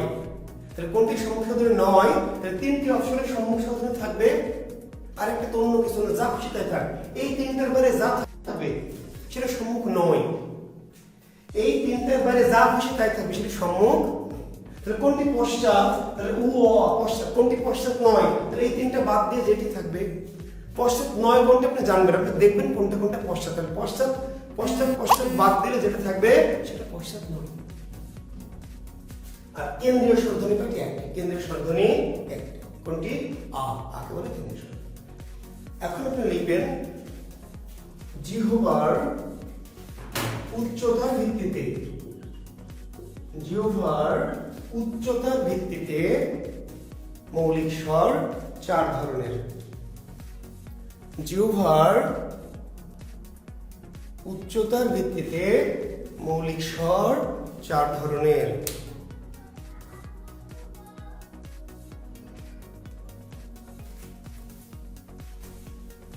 আচ্ছা, একই বর্ণ হবে না ধ্বনি হবে? আচ্ছা, এখন যদি মৌলিক বর্ণ জিজ্ঞেস করে কয়টি মৌলিক স্বরবর্ণ, তাহলে কি বলবেন? আপনি 6টি বলতে চাচ্ছেন। আচ্ছা, যদি বলেন এটি যৌক্তিক, কিন্তু প্রবলেমটা হলো আমরা যে টেক্সট বুক বোর্ডটা ফলো করছি সেখানে মৌলিক স্বরবর্ণ 7টি আছে। শিক্ষার্থী বন্ধু, আপনি অনেক এটা নিয়ে তর্ক বিতর্ক করছেন, আমি দেখছি করছি, কিন্তু ভালো করে শুনবেন যে আমাদের যে বাংলাদেশের টেক্সট বুক বোর্ডের বই, যেটাকে আমরা এনসিটিভি কর্তৃক অনুমোদিত, নবম দশম শ্রেণীর বোর্ড ব্যাকরণে মৌলিক স্বরবর্ণ এবং মৌলিক স্বরধ্বনি দুটি উত্তর দেওয়া আছে কি 7টি। মৌলিক স্বরবর্ণ 7টি বা মৌলিক স্বরধ্বনি 7টি। তো 7টি উত্তর দেবে। যদি আবার বলছে এটাকে আসলে আমরা বর্ণের মধ্যে তো ধরার কথা না, কারণ এত বর্ণ না ধ্বনি, সেজন্য অনেকে 6টি বলছে, কিন্তু 9 10 বই বা বোর্ড ব্যাকরণে যেহেতু মৌলিক স্বরবর্ণ 7টি বলা আছে, কাজে আপনার উত্তরটা 7টি দেওয়াটাই ভালো হবে। বোর্ড ফলো করতে হবে বা মন্ত্রণালয় এনসিটিভি আপনার উত্তরটা ফলো করতে হবে। এটাকে আমরা তো ধ্বনি বললে মৌলিক স্বর বর্ণ বললে বলবেন 7টি, মৌলিক স্বর ধ্বনি বললে বলবেন কি 7টি বলবেন, বললে মঙ্গল হবে। যদি বলেন না স্যার আমি 6টি বলবো, তাহলে বলতে পারেন, আপনার বিষয়। কিন্তু আমি আবার বলছি পিএসসি এনসিটিভি এবং মন্ত্রণালয়ের যে উত্তর সেটিকে গ্রহণ করবে। মৌলিক স্বরবর্ণ 7টি, মৌলিক স্বরধ্বনি 7টি, এভাবে উত্তর করা আছে পাঠ্যক্রম বই। আচ্ছা, কাজে এটা নিয়ে বিতর্ক বাড়াইন না, ঠিক আছে? মৌলিক স্বরবর্ণ সেটিও 7টি উত্তর দেবে, মৌলিক স্বরধ্বনি আমি আবার বলছি আসলে আপনারা যেটা বলছেন 6টি, সেটি যৌক্তিক হওয়া উচিত ছিল, কিন্তু বইয়ে যেহেতু বলা আছে, বোর্ড বই মন্ত্রণালয়ের বই বলা আছে মৌলিক স্বরবর্ণ 7টি, এর সময় সেখানে দেওয়া আছে 7টি, কাজে আপনাদের 7টি বলতে। আচ্ছা, এখন আমি বলছি জিহ্বার উচ্চতার ভিত্তিতে, জিহ্বার উচ্চতার ভিত্তিতে মৌলিক স্বর 4 প্রকার। কয় প্রকার? 4 প্রকার। দেখেন, জিহ্বার উচ্চতার ভিত্তিতে মৌলিক স্বর 4 প্রকার। কি কি? দেখেন, আমরা একটা 4তলা বিল্ডিং বানিয়েছি, এখানে 4 তলা, তাই না? 1 তলা 2 তলা 3 তলা 4 তলা। উচ্চ, প্রথমটা হচ্ছে উচ্চ, তারপর এটার নাম কি উচ্চ মধ্য, তারপর এটার নাম হলো নিম্ন মধ্য, তারপর এটার নাম হচ্ছে নিম্ন। উচ্চ, উচ্চ মধ্য, নিম্ন মধ্য এবং নিম্ন।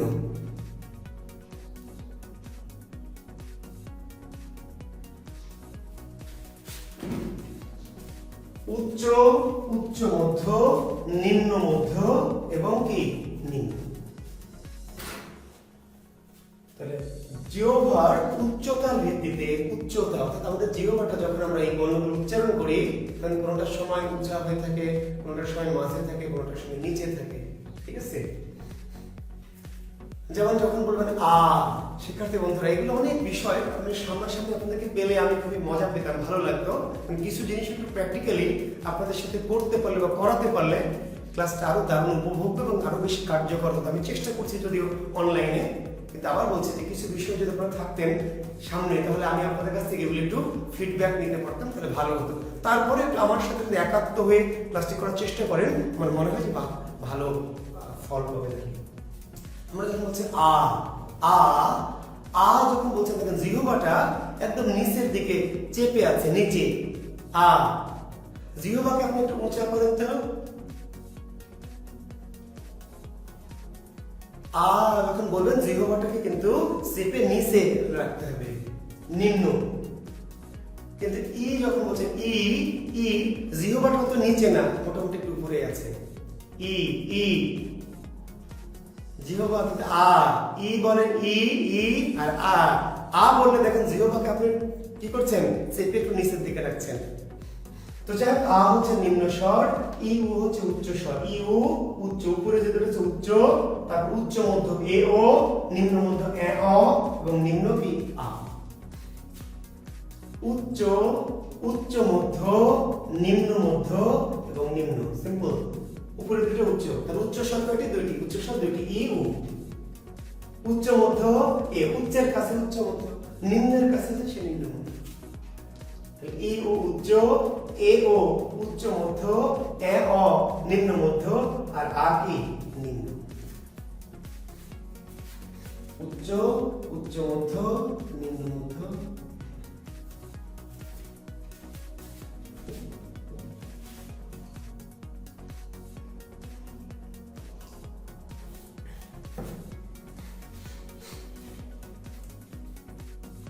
এখন যদি আপনাকে বলে এমন করে যে E is equal to what? E is equal to what? Sir E is equal to what? E কি? E is equal to কি? তাহলে কয় ধর অপশন হয়তো দিয়েছে উচ্চ, ক্ষয় দিয়েছে কি সম্মুখ। বলেন E is equal to কয় উচ্চ, ক্ষয় সম্মুখ। আসলে গয়ে থাকবে কি উচ্চ সম্মুখ। দেখেন ভালো করে দেখেন, তাইলে বুঝলে কিন্তু বুঝপাতার, না বুঝলে যেন কি হ্যাঁ, তাই না? জি ঠিক আছে তো নাকি? ই, তাহলে ই উচ্চ, আবার কি সম্মুখ, উচ্চ এবং ই উচ্চ এবং ই সম্মুখ, তাহলে এর নাম কি উচ্চ সম্মুখ। উচ্চ, আচ্ছা ই এর জায়গায় যদি উ দেয় উ, তাহলে কি হবে বলেন তো? ই উ উচ্চ পশ্চাৎ, উচ্চ কি পশ্চাৎ। দেখেন উ হচ্ছে উচ্চ কিন্তু কি পশ্চাৎ, তাহলে উচ্চ স্বর দুইটা, একটা উচ্চ সম্মুখ আর একটা উচ্চ পশ্চাৎ। এ কি এ, শিক্ষার্থী বন্ধুরা দেখেন এ কি উচ্চ মধ্য সম্মুখ, উচ্চ মধ্য সম্মুখ। ও কি উচ্চ মধ্য পশ্চাৎ।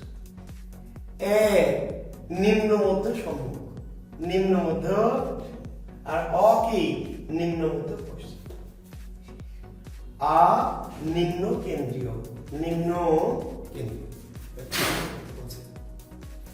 নিম্ন কেন্দ্রীয়।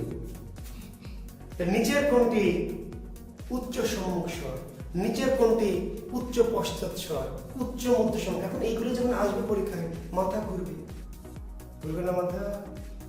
পড়বেন, মুখস্থ করবেন, অনেক আছে স্যার বিশাল পুরো আস্তে মুখস্থ করে নাম নাম নাম নাই নি নাম না উচ্চ উচ্চ সম্মুখ, উচ্চ সম্মুখ নাম না ও না উচ্চ উচ্চ পশ্চাৎ নাম না ও না উচ্চ মধ্য, উচ্চ মধ্য পশ্চাৎ নাম না। এক বছর যদি পড়েন, 1000 বছর যদি পড়েন, পরীক্ষার হলে যেই যাবেন, পরীক্ষার হলে গেলে কি হবে?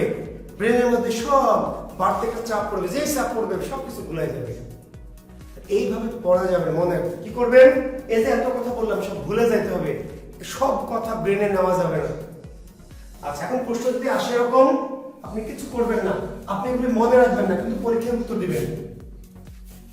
যে তথ্যগুলি বললাম এগুলো পরীক্ষা উত্তর নাও দিতে পারে, নাও চাইতে পারে। ব্যাকরণ অনেক পড়াবো, সব কি পরীক্ষা প্রশ্ন থাকবে? পরীক্ষা থাকবে 12টা প্রশ্ন, 10টা প্রশ্ন। ব্যাকরণ থেকে আমি তো পড়াবো 25টা টপিক, 30টা টপিক, প্রশ্নগুলো 10টা 15টা থাকবে, সাহিত্য থাকবে 10, 12টা, 15টা। তাহলে কি করবেন? তাহলে আপনি এত কিছু মনে, আপনি সির্ফ 7টি বর্ণ মনে রাখবেন। কেমন মনে রাখবেন? 7টি বর্ণ। আচ্ছা আপনারা আবার নোটের দিকে তাকান না, খাতার দিকে তাকিয়েন না, দেখি চুরি করিয়েন না, ঠিক আছে? আমার দিকে তাকান, আমার দিকে। জি বলেন, সম্মুখ স্বর কয়টা? সম্মুখ স্বর 3টা, মনে আছে? কি কি বলেন তো? না খাতায় দেখেন না, খাতার দিকে তাকায় না, বলেন সম্মুখ স্বর 3টা কি কি? 7টা বর্ণ করতে ই এ এ, সম্মুখ স্বর 3টা কি কি? ই এ এ। শিক্ষার্থী বন্ধুরা আমি নিচে লিখে যাচ্ছি, সম্মুখ স্বর ই এ এ। আচ্ছা এ অভ্যাস হয়ে গেছে আমার। আচ্ছা আমি আপনারা যদি এটাকে সলভ করছেন, ই এ সম্মুখ স্বর। পশ্চাৎ স্বর কয়টা? 3টা, কি কি বলেন? না দেখেন না, বলেন পশ্চাৎ স্বর কি? হ্যাঁ উ ও অ। আর কেন্দ্রীয় স্বর আ। আপনি 7টা বন্ধ লিখে নেবেন। পরীক্ষায় যদি আসে এরকম প্রশ্ন, নাও আসতে পারে, না আসতে পারে, যদি আসে অঙ্ক করতে গেলে আপনি একটা গুণ করা লাগবে, তাহলে কি প্রশ্নের কোনায় করবেন, করেন না, বা রাফ করেন, গুণ করা লাগবে, একটা ভাগ করতে হবে, তখন কি করেন, করে নেন, কোথাও একটু করে কাটে দেন, প্রশ্নের এক কোনায় আপনি লিখে নেন। 7টা বন্ধ ছোট ছোট করে পেন্সিল দিয়ে লিখে নেন, ই এ ও আর। যদি লিখে নিতে পারেন তো এই জাতীয় প্রশ্ন এলে যদি আসে তাহলে লিখবেন, না আসলে লিখবেন না, এলে আপনি এটা লিখে তারপর উত্তর দিবেন। মেমোরি থেকে না, মেমোরি থেকে নেবেন, বিভ্রান্ত করবে মেমোরি আপনাকে। মেমোরি থেকে নেবেন, আপনি দেখে উত্তর দিবেন, দেখে। সম্মুখ স্বর কি তিনটে, যে ই এ পশ্চাৎ কি ও, কেন্দ্রীয় উচ্চ স্বর কোনটা, উচ্চ, এই যে উচ্চ, এই উপরে, উপরে যে উচ্চ, নিচে যে নিম্ন, মাঝে মধ্য, কিন্তু মধ্য দুই রকম, একটা উচ্চের কাছে উচ্চ মধ্য, নিম্নের কাছে কি নিম্ন মধ্য। তাহলে উচ্চ, উচ্চ মধ্য, নিম্ন মধ্য। এখন আপনাকে যদি বলে ই কি ই, তাহলে উচ্চ সম্মুখ, ই হচ্ছে উচ্চ সম্মুখ, আর ও উচ্চ পশ্চাৎ। ক্লিয়ার? উচ্চ সম্মুখ, উচ্চ, এটা উচ্চ মধ্য সম্মুখ, উচ্চ মধ্য কিন্তু সম্মুখ, এটা হলো উচ্চ মধ্য পশ্চাৎ। নিম্ন মধ্য সম্মুখ, নিম্ন মধ্য সম্মুখ, আর অ কি নিম্ন মধ্য পশ্চাৎ, আর আ নিম্ন নিম্ন। এবার আপনাদের একটু টেস্ট করি, বলেন তো দেখি, আমার সাথে সাথে বলেন, উচ্চ মধ্য পশ্চাৎ স্বরধ্বনি কোনটি? উচ্চ মধ্য পশ্চাৎ স্বরধ্বনি কোনটি? উচ্চ মধ্য পশ্চাৎ, উচ্চ মধ্য পশ্চাৎ, এই যে উচ্চ মধ্য পশ্চাৎ, উচ্চ মধ্য পশ্চাৎ ও। নিম্ন মধ্য সম্মুখ স্বরধ্বনি কোনটি? নিম্ন মধ্য সম্মুখ স্বরধ্বনি কোনটি? এই যে নিম্ন মধ্য, এই যে সম্মুখ, নিম্ন মধ্য সম্মুখ। উচ্চ পশ্চাৎ স্বরধ্বনি কোনটি? উচ্চ পশ্চাৎ, এই যে উচ্চ পশ্চাৎ। ক্লিয়ার? তাহলে উচ্চ, উচ্চ মধ্য, নিম্ন মধ্য, নিম্ন, সম্মুখ, কেন্দ্রীয়, পশ্চাৎ। একসাথে যখন বলবো উচ্চ সম্মুখ, উচ্চ পশ্চাৎ, উচ্চ মধ্য সম্মুখ, উচ্চ মধ্য পশ্চাৎ, নিম্ন সম্মুখ, নিম্ন মধ্য পশ্চাৎ, আর এটা নিম্ন কেন্দ্রীয়, নিম্ন কেন্দ্রীয়। শেষ করব আর 2-3 মিনিট। আরেকটা কথা লিখবেন, লেখেন চোয়ালের, আমরা শেষ করবো, আমাদের সময় পার পেরিয়ে যাচ্ছে। চোয়ালের অবস্থানের ভিত্তিতে, চোয়ালের অবস্থানের ভিত্তিতে মৌলিক স্বর কে 4 প্রকার, আর প্রধানত 2 প্রকার লেখেন, প্রধানত 2 প্রকার লেখেন। চোয়ালের অবস্থানের ভিত্তিতে, চোয়ালের অবস্থানের ভিত্তিতে, চোয়াল, চোয়াল, চোয়াল বোঝেন, এই যে ম্যান্ডিবল, না? চোয়ালের অবস্থানের ভিত্তিতে, চোয়ালের অবস্থানের ভিত্তিতে মৌলিক স্বর প্রধানত 2 প্রকার। লিখে নেন দ্রুত।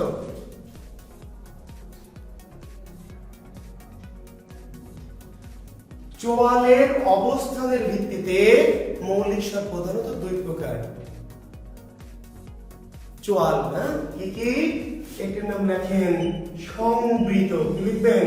সংবৃত, সংবৃত। আরেকটির নাম লিখবেন হচ্ছে বিবৃত। সংবৃত আর বিবৃত, সংবৃত, বিবৃত।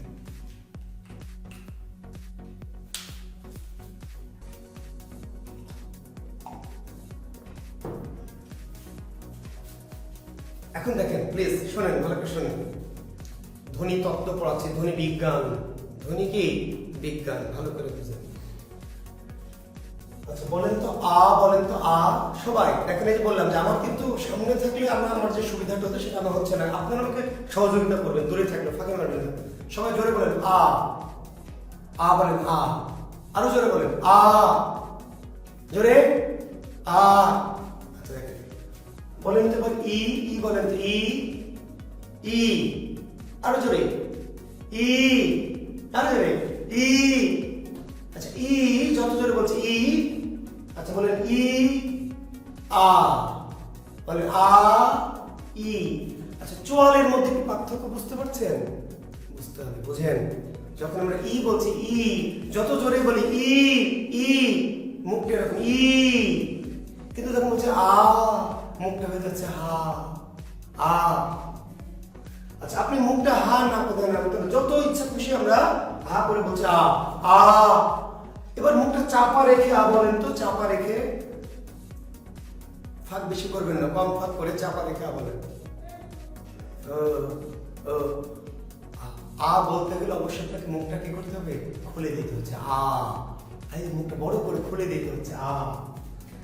আচ্ছা, ইটাকে মুখ যেমন আমরা বললাম আ আ, এইভাবে মুখ খুলে ই বলেন তো, মুখ খুলে না, মুখ চেপে না, মুখ খুলে যেমন আমরা আ আ বললাম, এইবার মুখ খুলে ই বলেন।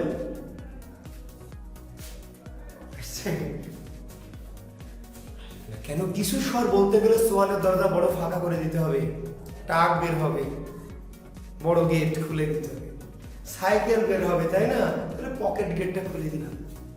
কিছু স্বর বলতে গেলে চোয়াল ফাঁকা হয়ে যাবে, বিস্তৃত হয়ে যাবে, সেটা হলো বিবৃত স্বর। আর যে স্বর উচ্চারণে চোয়াল কি সংকুচিত চাপা, যে স্বর উচ্চারণে চোয়াল চাপা বা সংকুচিত থাকে তার নাম সংবৃত স্বর। আর যে স্বর উচ্চারণে চোয়াল কি ফাঁকা বা বিস্তৃত হয় তার নাম বিবৃত। বিবৃত মানে বিস্তৃত, বিবৃত মানে কি বিস্তৃত ফাঁকা, আর সংবৃত মানে কি সংকুচিত চাপা। ক্লিয়ার? যে স্বর উচ্চারণে চোয়াল চাপা বা সংকুচিত থাকে তার নাম সংবৃত। সংবৃত মানে কি সংকুচিত, আর বিবৃত মানে কি বিস্তৃত।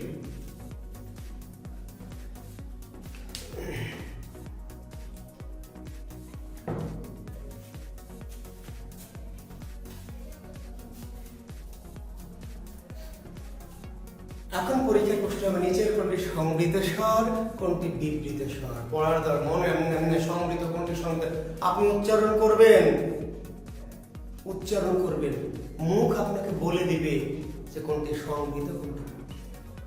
বুঝলেন না? মুখস্থ করেন অযথাই, মুখস্থ করে করে করে পরীক্ষা ভুলে যাবেন কিংবা এলোমেলো হয়ে যাবে। কোনটি এখন দেখেন, তাই না?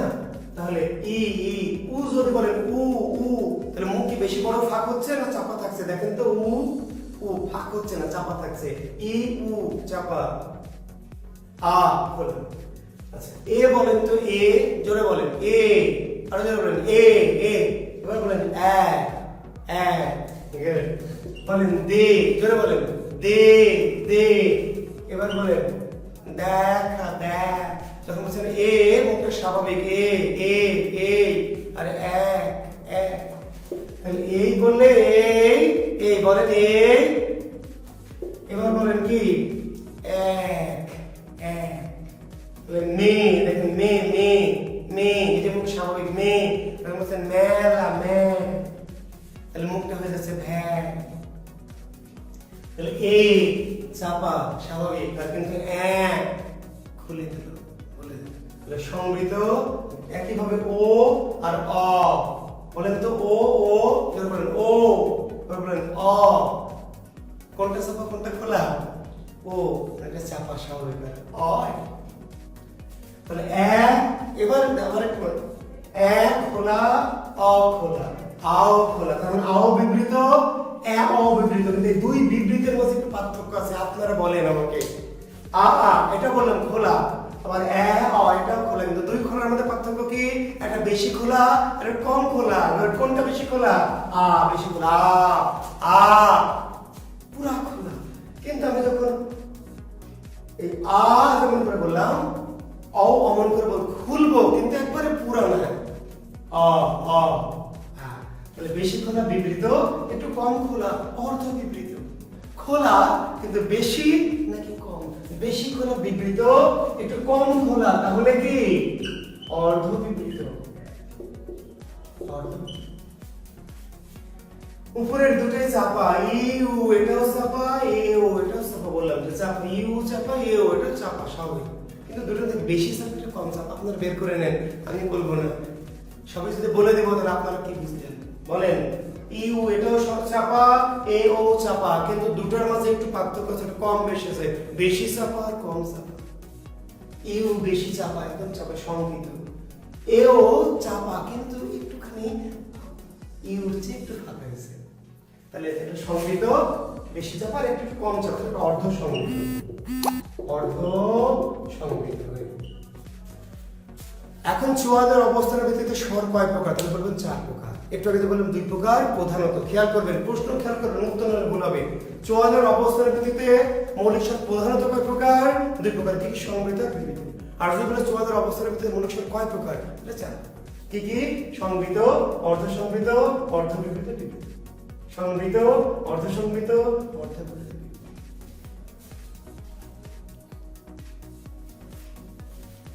ক্লিয়ার কথাগুলো? আচ্ছা, ক্লিয়ার। মনে আবার দেখবেন, যদি মনে হয় যে স্যার পরে ভুলে গেছি, আরো একবার ক্লাসটা দেখবেন। আচ্ছা, এখন এমন একজন শিক্ষার্থী আমার আছে, আমার 1000-1200 শিক্ষার্থীর মধ্যে, বলছে স্যার আমার মুখ তো সবসময় একই রকম হতো, খোলেও না চাপেও না, সবসময় কি এই একই, আমার মুখই এরকম স্যার, এরকমই বাড়েও না কমেও না, সবসময় একই। তো আমি তো বুঝি না, যদি এরকম কেউ থাকেন, যদি থাকেন, না থাকে যদি থাকেন, তাহলে সে কি বাংলা শিখবে না? শিখবে। তার জন্য কৌশল, টেকনিক। আর ওই যে বললাম আপনি এত কিছু চাপা মাপা খোলা মোলা দরকার নাই। ওই যে আপনি ওই যে লিখে নিয়েছেন ই এ উ অ, এটা 7টি বর্ণ। তাহলে আপনাকে স্রেফ ওই মৌলিক 7টি বর্ণ খালি মনে রাখতে হবে। এই সিরিয়াল ই এ উ অ। লিখেছেন, ওই যে আবার লিখে নিলেন। এটা সম্মুখ, এটা পশ্চাৎ, এটা কেন্দ্রীয়, এটা উচ্চ, উচ্চ মধ্য, নিম্ন মধ্য। একই ভাবে, একই সেম টু সেম, একই আমাদের রাজশাহী চাপাই ভাষায় সেম সেম, একই সেম। কি? এই যে উচ্চ, এটা হলো সংবৃত, তারপর এটা কি? অর্ধ সংবৃত, তারপর অর্ধ বিবৃত, বিবৃত। আপনি যদি 7টি বর্ণ লিখে নেন, আমি আবার বলছি, দেখেন খুবই সিম্পল, খুবই সিম্পল, কোনো পড়া কোনো কিছু না। তবে আগে যে মেথডটা দিলাম চাপা নাকি খোলা, এটা অথেন্টিক মেথড, ব্যাকরণিক মেথড। চাপা নাকি খোলা, বুঝতে পারছেন যে খোলা, তাহলে বিবৃত। তাহলে বেশি খোলা, একবারে খোলা নাকি একটু কম খোলা, তাহলে বিবৃত অর্ধ। চাপা, বেশি চাপা নাকি কম চাপা, ঠিক আছে? আর যদি অত কিছু মনে না স্যার, আমি এমনি খুবই শর্টকাট কৌশল, T10 মেথড, T20 নাকি T10। তাহলে ওই যে আপনি লিখেছেন ই এ আপনি লিখেছেন উ ও অ আর আ, এই 7টি বর্ণ আপনার মনে আছে? তাহলে কাম শেষ। সম্মুখ, পশ্চাৎ, কেন্দ্রীয়, উচ্চ, উচ্চ মধ্য, নিম্ন মধ্য, নিম্ন। একই ভাবে সংবৃত, অর্ধ সংবৃত, অর্ধ বিবৃত আর কি? বিবৃত। তাহলে সংবৃত কোনটা? ইউ, উপরে সংবৃত, তারপর এটা অর্ধ সংবৃত, তারপর এটা অর্ধ বিবৃত। আর যদি এই যে এটা দেখে বোঝেন, এই যে এইটা দেখে দেখে, তাহলে তো কাহিনী কি আরো জমে গেল। ঠিক আছে? Thank you. ইনশাআল্লাহ আমরা এখন জাস্ট ক্লাস শেষ। এখন একটি কথা বলে শেষ করব। স্বরবর্ণের সংক্ষিপ্ত রূপকে বলা হয় কার। স্বরবর্ণের সংক্ষিপ্ত রূপকে কি বলা হয়? কার। সবাই জানেন, কিন্তু 11টি স্বরবর্ণ, এর মধ্যে সবারই কার হয় না। তো কার কার নেই, কার কার নেই, একজনের কার নেই। কে? এই যে অভাগা অ, এই অভাগা অ এর কার নেই। আপনাদের কার আছে? মনে হয় না, থাকতে পারে কার, আমি জানি না, সঠিক তো চিনি না, কিন্তু আমার মনে হয় যে আপনাদের কার নেই, কারণ আপনারা বেকার, তাই না? যার কার নাই সে কি বেকার। বেকার অভাগা অ এর কোনো কার নেই, আপনাদের মতো অভাগা অ। কিন্তু কার হবে একদিন, তাই না? খালি এসপি হয়ে দেখেন, সরকার রেডি করে রেখেছে, নেস্টেড হয়ে দেখেন, তাই না? কার সরকার খালি রেখে দিয়েছে, খালি বিশেষ ক্যাডারে জয়েন করবেন অমনি কার দেখেন। আর এখন আপনার সবাইকে ওই যে অভাগা অ, যার কোনো কার নেই। তাহলে কোন বর্ণের কার নেই? অভাগা অ এর কোনো কার নেই, বাকি সবার কার আছে। তাহলে কয়টি বর্ণের কার হয়? 10টি বর্ণের। কয়টি বর্ণের কার হয় না? 1টি বর্ণের। কোন বর্ণের কার নেই? অ। আমারও ভাই কার নাই, যদিও আমি বেকার না, কিন্তু আমার আসলে কার নাই। আচ্ছা, এখন আমার যে কার নাই বা আপনার নাই, তাহলে আপনি কি কারে চড়তে পারবেন না? কি বলেন, চড়তে পারবো না মানে? রাজশাহী শহরে যত কার আছে ভাড়া পাওয়া যায়, প্রত্যেকদিন এক এক টাকা। যার আছে তার তো একটা। আমি যদি আজকে নীল কারে চড়তে চাই, ফোন দেবো, নীল কার চলে আসবে। বললাম নীল না, কার আমি সাদা নিয়ে আসবা, সাদা কার। পরের দিন লাল কার লাগবে। প্রত্যেকদিন এক এক রকম কারে চলে যাবো। আর যার একটা অ্যাশ কালার, ওই ব্যাটার শেষ। যার প্রেমিকা সাথে একটা, যার নাই সবই তো মনে মনে ভাবছে এটা আমার, এটা আমার। তো কেন মজা করছে? মজা করছে। এর কোনো কার নেই, কিন্তু এর এমন একটা পাওয়ার আছে, যে কারোর কারে উঠে বসতে পারে। এই যে স, ওই যে বললাম যে স, এর মধ্যে অ আছে, দেখা যাচ্ছে? অ আছে দেখা যাচ্ছে, কিন্তু অ আছে। কি করি ক, এই ক, অ আছে। আরে ব, ব, অ আছে। হ, এদের মধ্যে কোনো কার আছে বোঝা যাচ্ছে, দেখা যাচ্ছে নাকি আছে? অ আছে। অ এমন একটা বর্ণ যে থাকবে কিন্তু দেখা যাবে না, নাও যেতে পারে। অ এর এই ক্ষমতাকে বলা হয় লীন ক্ষমতা। কি? লীন। মানে অ কে বলা হয় লীন বর্ণ। কি বলা হয়? লীন বর্ণ বা নিলীন বর্ণ বা বিলীন বর্ণ। শিক্ষার্থী বন্ধুরা, বাকি 10টি বর্ণ, কয়টি বর্ণের কার হয়? 10টি। আর কয়টি বর্ণের কারণে একটি, কোন বর্ণের কারণে? অ। কিন্তু কারণ না থাকা সত্ত্বেও অ এর এমন একটা ক্ষমতা আছে যে যে কোনো সাথে কি মিশে থাকতে পারবে। এই ক্ষমতাকে বলা হয় লীন। কাজে নিচের কোনটি লীন বর্ণ, কোনটি নিলীন বর্ণ, কোনটি বিলীন বর্ণ? তো কি? অ। তো আজকে পর্যন্ত থেমে